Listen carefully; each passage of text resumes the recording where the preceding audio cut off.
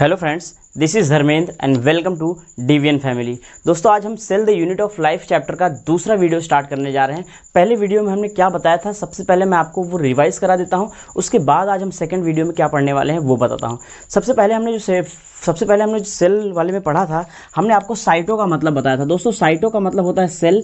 जब भी आपको कहीं पे साइटो या फिर साइट वर्ड यूज किया जाए, इसका मतलब होता है सेल। तो सबसे पहला पॉइंट हमने आपको बताया था साइटोलॉजी। स्टडी ऑफ सेल को साइटोलॉजी कहते हैं। उसके बाद दोस्तों हमने आपको सेल की डिस्कवरी से रिलेटेड कुछ पॉइंट्स बताए थे। मैंने आपको बताया था कि सेल की डिस्कवरी सबसे पहले रॉबर्ट हुक ने की थी, 1665 में की थी, स्पेनिश ओक ट्री में किया था, ठीक है। और रॉबर्ट हुक ने ही अपनी बुक माइक्रोग्राफिया में सेल टर्म दिया था, मैंने आपको ये भी बताया था। फिर हम आगे बढ़े थे Anton van Leeuwenhoek. Anton van Leeuwenhoek को हमने फादर ऑफ माइक्रोस्कोपी कहा था, क्योंकि एंटोन वॉन लीवेनहॉक ने ही माइक्रोस्कोपी इन्वेंशन किया था। उसके बाद दोस्तों उन्होंने जब माइक्रोस्कोप का इन्वेंशन किया तो उन्होंने बहुत सारी लिविंग सेल की डिस्कवरी की, और फर्स्ट लिविंग सेल की डिस्कवरी का क्रेडिट भी किसके पास जाता है? एंटोन वॉन लीवेनहॉक के पास। उसके बाद उन्होंने bacteria, east, protozoan, sperm, RBC वगैरह की डिस्कवरी की, राइट। उसके बाद दोस्तों हमने आपको बताया था सेल थियरी के बारे में। सेल थियरी में क्या बताया गया था दोस्तों? सेल थियरी दो साइंटिस्ट ने मिलकर दी थी, स्लेडन और शॉन ने। स्लेडन बॉटनिस्ट थे और शॉन जो थे जूलॉजिस्ट थे। स्लेडन 1838 में और शॉन 1839 में इन्होंने थियरी दी, और इन्होंने इस सेल थियरी में ये बताया था जितने भी लिविंग ऑर्गेनिज्म होते हैं सभी लिविंग ऑर्गेनिज्म सेल के बने हुए होते हैं, राइट। उसके बाद अब प्रॉब्लम ये आ रही थी दोस्तों, ये तो हमें पता चल गया था कि सभी लिविंग ऑर्गेनिज्म सेल के बने हैं, लेकिन एक दिक्कत आ रही थी। दिक्कत क्या आ रही थी? दिक्कत ये थी कि लिविंग सेल्स बनती कहाँ है। ये तो बन गई थी, हमें ये पता था कि ये सभी लिविंग ऑर्गेनिज्म में प्रेजेंट होती हैं, ये स्ट्रक्चरल फंक्शन यूनिट होती है, लेकिन हमें ये नहीं पता था कि लिविंग सेल बनती कैसे हैं। तो बाद में एक साइंटिस्ट आए दोस्तों, उन्होंने एक थियरी दी, सेल लीनिएज थियरी, और रूडोल्फ वर्चा उनका नाम था। 1865 में उन्होंने ये बताया कि जो सेल होती है वो अपने ही पुरानी प्री एग्जिस्टिंग सेल से आती है, और इसके लिए उन्होंने एक सेंटेंस दिया था, ओमनी सेलुला ई सेलुला। यहाँ तक दोस्तों हमने आपको ब्रीफ में रिवाइज कर दिया, यहाँ तक हमने आपको पहले वीडियो में बताया था। आज हम सेकंड वीडियो स्टार्ट करने जा रहे हैं। अब आज हम यहाँ से स्टार्ट करेंगे। तो पहले मैं आपको ये बताता हूँ कि न्यूक्लियस, आपको पता होगा दोस्तों न्यूक्लियस क्या होता है। न्यूक्लियस ये सेल होती है, सेल के अंदर ये होता है न्यूक्लियस, ठीक है दोस्तों। इस न्यूक्लियस की डिस्कवरी की थी रॉबर्ट ब्राउन ने। हमें ये पता होना चाहिए कि न्यूक्लियस की डिस्कवरी किसने की थी फ्रेंड्स। सो न्यूक्लियस की डिस्कवरी की थी रॉबर्ट ब्राउन ने। लिखते चलते हैं फटाफट। Robert brown discovered nucleus. दोस्तों, रॉबर्ट ब्राउन ने न्यूक्लियस की डिस्कवरी की थी 1832 में। यस गाइस, रॉबर्ट ब्राउन ने न्यूक्लियस की डिस्कवरी की थी 1832 में। अब दोस्तों ये जो न्यूक्लियस होता है, ये रहा सेल, ये रही न्यूक्लियस। न्यूक्लियस की जो बाहर की मेम्ब्रेन होती है दोस्तों, इसको न्यूक्लियर मेम्ब्रेन कहते हैं। इसी न्यूक्लियर मेम्ब्रेन के बेसिस पे हम सेल को दो पार्ट में डिवाइड करते हैं। अगर ये न्यूक्लियर मेम्ब्रेन प्रेजेंट है तो कौन सी सेल होती है, और अगर ये न्यूक्लियर मेम्ब्रेन एब्सेंट है तो कौन सी सेल होती है। दोस्तों, अगर ये न्यूक्लियर मेम्ब्रेन एब्सेंट है तो उसको हम प्रोकैरियोटिक सेल्स कहते हैं, और अगर न्यूक्लियर मेम्ब्रेन प्रेजेंट है तो उसको हम यूकैरियोटिक सेल्स कहते हैं। सो दोस्तों, हमारा बेसिस क्या हुआ? हमारा बेसिस हुआ प्रेजेंस और absence of nuclear membrane. So on the basis of presence और absence of nuclear membrane। yes student, on the basis of presence और absence of nuclear membrane हमने सेल को दो पार्ट में डिवाइड कर दिया। पहली हो गई प्रोकैरियोटिक सेल, और दूसरी हो गई यूकैरियोटिक सेल। दोस्तों, प्रो का मतलब होता है प्रिमिटिव यानी कि प्रोकैरियोटिक सेल को कहते हैं, और यू का मतलब होता है ट्रू, यानी बहुत पुरानी प्रिमिटिव जो सेल है उसको हम प्रोकैरियोटिक सेल कहते हैं। और जो पुरानी सेल्स होती हैं, जो बहुत प्रिमिटिव है, उनके अंदर न्यूक्लियस के डीएनए के चारों तरफ न्यूक्लियर मेम्ब्रेन नहीं होती। तो यहाँ पे क्या होता है, न्यूक्लियर मेम्ब्रेन एब्सेंट होती है।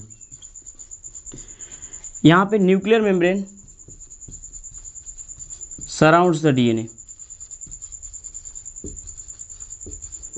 यहाँ पे डीएनए के चारों तरफ न्यूक्लियर मेम्ब्रेन होती है। यहाँ पे ऐसे आप लिख लीजिए, no nuclear membrane around the DNA, no nuclear membrane around the DNA.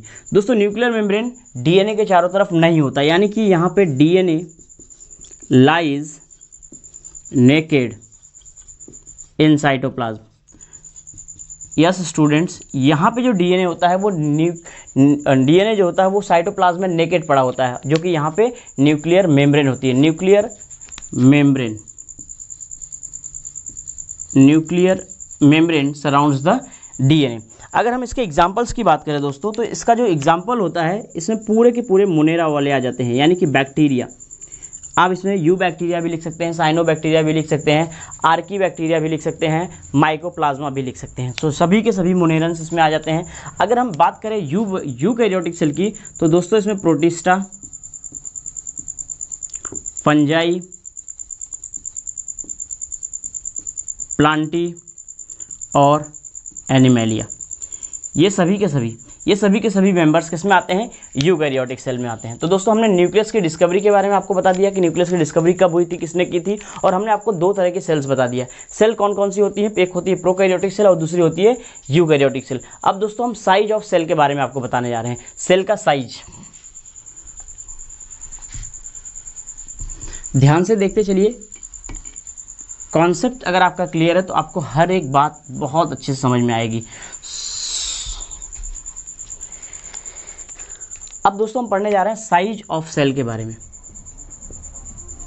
Size of cell के बारे में सबसे पहले अगर दोस्तों हम साइज ऑफ सेल की बात करते हैं तो टिपिकल बैक्टीरिया, अगर आप टिपिकल बैक्टीरिया को देखोगे दोस्तों, टिपिकल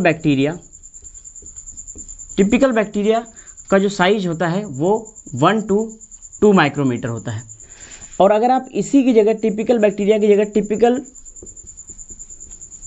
यूकैरियोटिक सेल देखोगे दोस्तों, टिपिकल यूकैरियोटिक सेल, तो टिपिकल यूकैरियोटिक सेल इसका ऑलमोस्ट 10 टाइम्स होता है, यानी 10 to 20 माइक्रोमीटर होता है। तीसरा अगर हम बात करें दोस्तों माइकोप्लाज्मा की, माइकोप्लाज्मा को हम PPLO भी कहते हैं, प्लूरोनिमोनिया लाइक ऑर्गेनिज्म। इसकी जो साइज होती है दोस्तों 0.1 से लेके 0.3 माइक्रोमीटर होती है।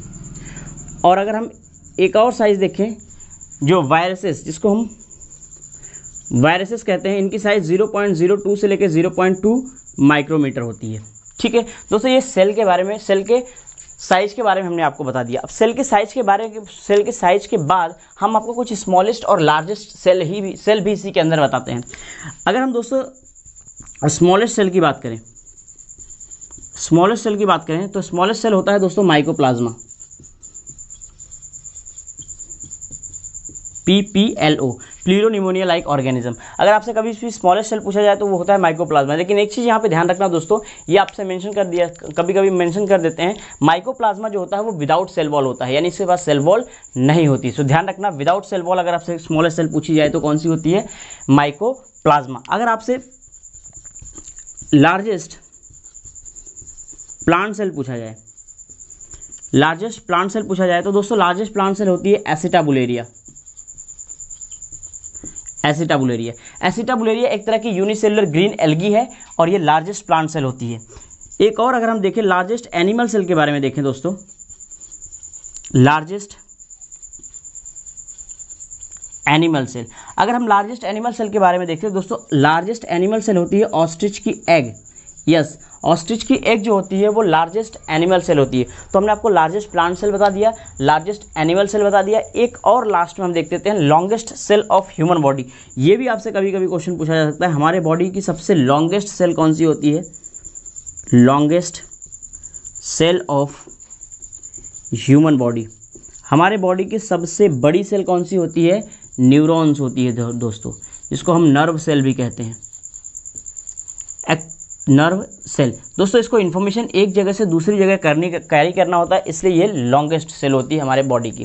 ठीक है, तो ये रहा साइज ऑफ सेल के बारे में। दोस्तों साइज ऑफ सेल से रिलेटेड एक फैक्टर होता है, factor for size of cell, यानी ऐसे कौन कौन से फैक्टर्स होते हैं जो सेल ऑफ साइज को अफेक्ट करते हैं। जैसे अब मैं आपको factor for size of cell के बारे में बताने जा रहा हूं। Factor for size of cell factors देखेंगे। सबसे पहला फैक्टर जो होता है दोस्तों वो होता है न्यूक्लियोसाइटोप्लाज्मिक रेशियो।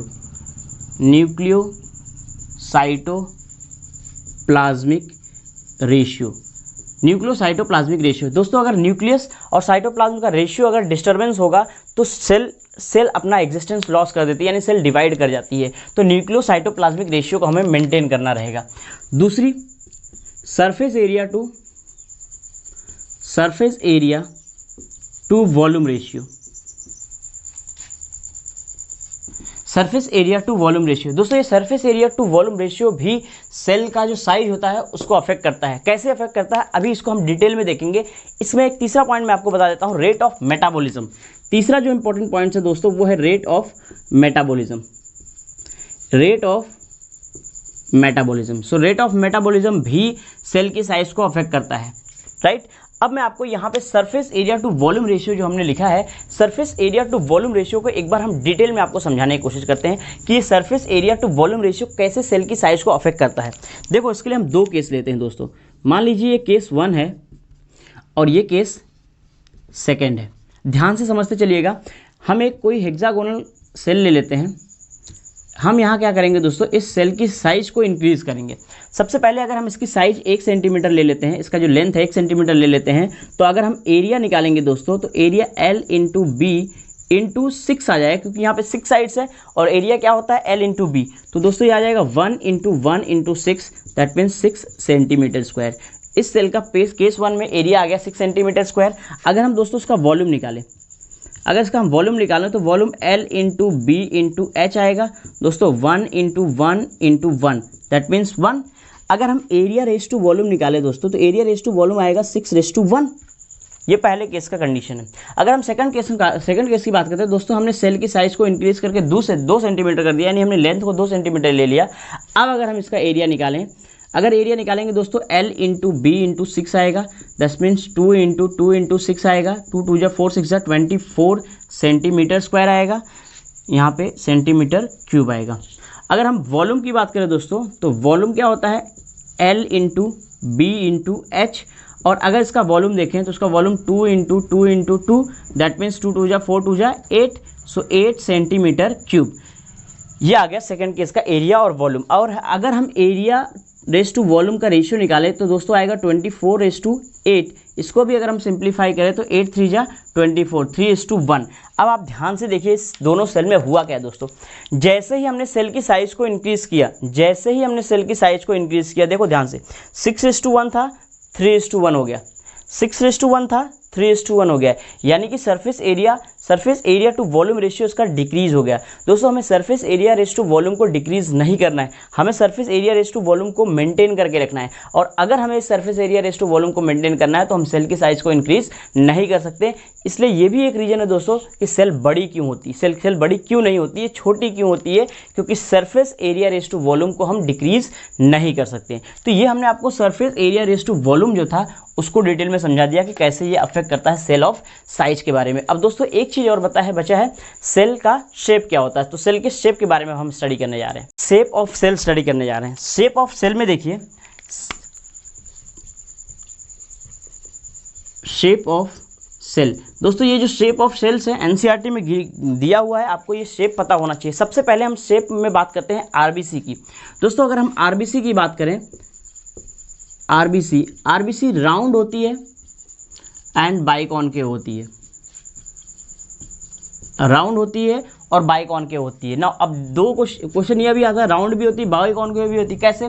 देखो दोस्तों इस तरीके से ऐसे राउंड होती है, और बाइकॉनकेव का मतलब होता है इस तरीके से ऐसे चपटी सी होती है, चपटी सी होती है। इसका मतलब दोस्तों आपने अगर कैरम बोर्ड की गोटी देखी होगी, एग्जैक्टली कैरम बोर्ड की गोटी की तरह होती है, राउंड भी होती है और चपटी भी होती है, यानी कि राउंड और बाइकॉनकेव होती है। दूसरा अगर हम एग्जाम्पल बात करें दोस्तों, तो दूसरे में आता है WBC। WBC कैसी होती है दोस्तों, WBC इर्रेगुलर होती है, यानी कि ये अमीबॉइड शेप की होती है।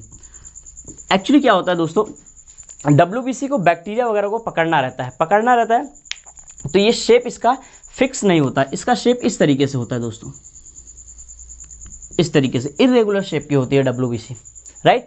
अगर हम न्यूरॉन्स की बात करें दोस्तों, तीसरा शेप, अगर हम न्यूरॉन्स की बात करें, न्यूरॉन्स दोस्तों, न्यूरॉन्स जो होते हैं वो लॉन्ग होते हैं और ब्रांच्ड होते हैं, क्योंकि इनको इन्फॉर्मेशन दूर तक कैरी करनी होती है, इसलिए ये न्यूरॉन्स जो होते हैं वो कैसे होते हैं दोस्तों, लॉन्ग होते हैं और ब्रांच्ड होते हैं। इसको बहुत अच्छे से आपको पता होना चाहिए। इस तरीके से न्यूरॉन्स कैसे होते हैं, लॉन्ग एंड ब्रांच्ड, राइट। चौथा शेप की बात करें दोस्तों, हमने 3 आपको बता दिया, एक हमने RBC बताया, एक हमने WBC बताया, एक हमने आपको न्यूरॉन्स के बारे में बता दिया। अगर हम आगे देखते हैं दोस्तों स्पर्म की, अगर आप स्पर्म देखोगे दोस्तों तो स्पर्म का शेप कुछ इस तरीके का होता है, ऐसे। यहाँ पे टेल होती है, क्योंकि आपको पता है स्पर्म को मूव करना रहता है, तो स्पर्म टेल इसकी जो होती है हेल्प करती है मूवमेंट में, तो टेल उसके मूवमेंट में हेल्प करती है, तो स्पर्म का शेप आपको ध्यान रखना है। नेक्स्ट अगर हम 5वां बात करें दोस्तों, तो कॉलुमिनर epithelial cells, कॉलुमिनर epithelial cells.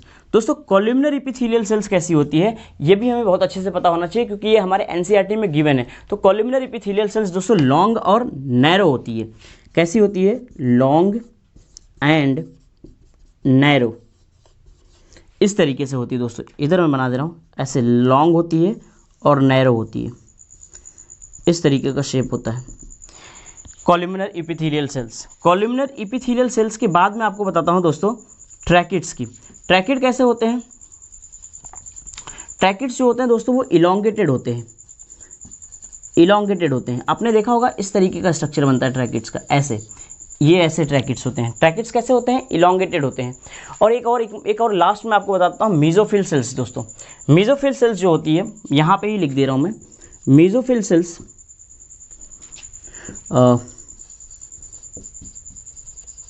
Mesophyll cells दोस्तों, मीजोफिल सेल्स जो होती है वो राउंड और ओवल होती है। कैसी होती है, राउंड और ओवल, राउंड एंड ओवल। तो ये मीजोफिल सेल्स दोस्तों कुछ इस तरीके से होती है, राउंड एंड ओवल टाइप की। इसको आपको ध्यान रखना है बहुत अच्छे से। तो दोस्तों हमने आपको आज सेल के शेप के बारे में बताया, सेल की 2 टाइप्स बताया हमने, प्रोकैरियोटिक और यूकैरियोटिक सेल के बारे में बताया। नेक्स्ट वीडियो में दोस्तों, आज का वीडियो यहीं पे समाप्त करते हैं। नेक्स्ट वीडियो में हम आपको टिपिकल प्रोकैरियोटिक सेल का यानी एक बैक्टीरियल सेल का डिटेल में स्ट्रक्चर को समझाएंगे, और उसके बाद फिर हम प्रोकैरियोट और यूकैरियोट के बीच में डिफरेंस करेंगे एंड सो।